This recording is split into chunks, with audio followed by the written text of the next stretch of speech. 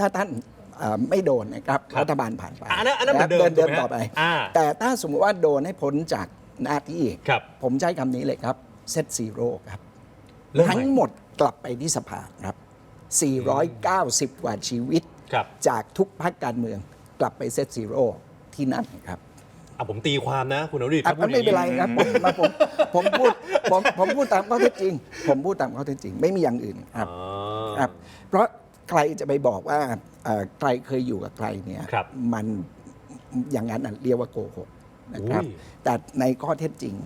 490 กว่าชีวิตกลับ ครับ ไปที่สภาผู้แทนราษฎร